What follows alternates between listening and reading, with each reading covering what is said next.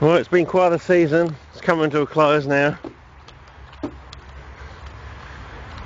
I've had some person who originally said they're going to put my name up front. And everyone, what did he say? Agreed straight away with the words. Yeah.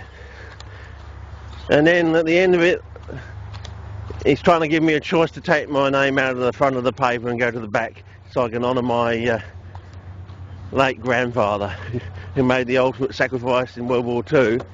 So what am I going to choose? Of course I'm going to choose the latter. But then he says I can't even have it my way at the back of the paper to honour my grandfather. So really there was no choice there at all.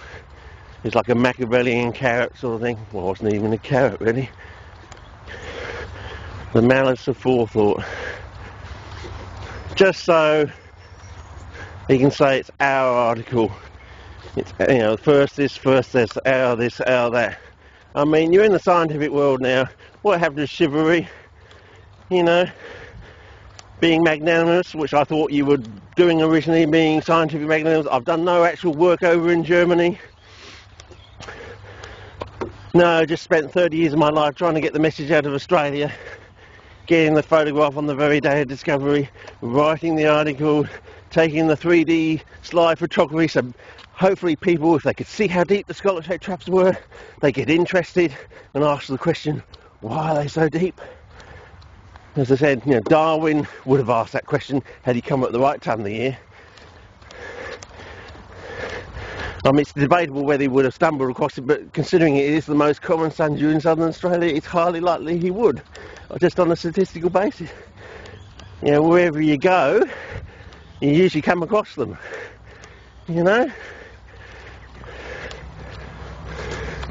But anyway, I remember watching a film the other night, what was it, The Far Horizon, about the two chaps that went off and did the exploration in America. If you watch the end of the movie, one chap is very magnanimous towards the other. I was thinking maybe that's the approach our friends in Germany ought to take. Give the benefit of the doubt, sort of thing. After all, if it wasn't for my eagle eyes, noticing what I didn't actually see, this whole story wouldn't have got to where it is today. And they said, if you forget the past, you're doomed to repeat it. So, if you're just going to wipe out, the 1970s because you want it to be your paper, I mean, that's not very scientific. What happened to free scientific communication? We have all this... how are you going? Just making a travel log?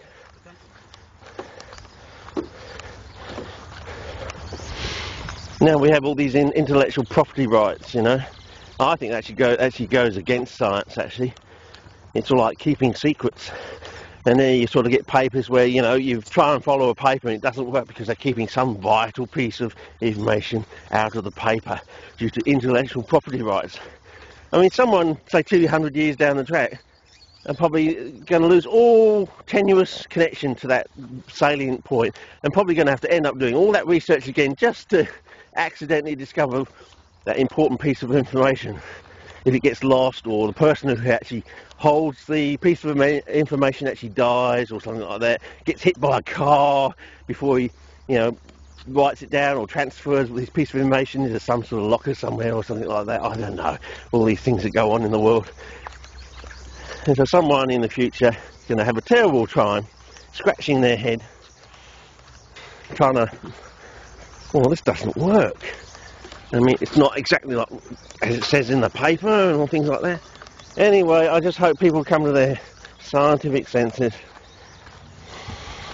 Nothing comes of nothing, and there's always more to be had if you're lenient and you're magnanimous and generous, in regard to our covenant with society.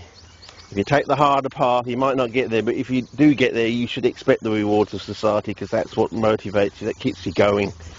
You should always be looking for that child trapped down the drain somewhere, ready to risk your life at a moment's notice. because you have the strength that they do not have.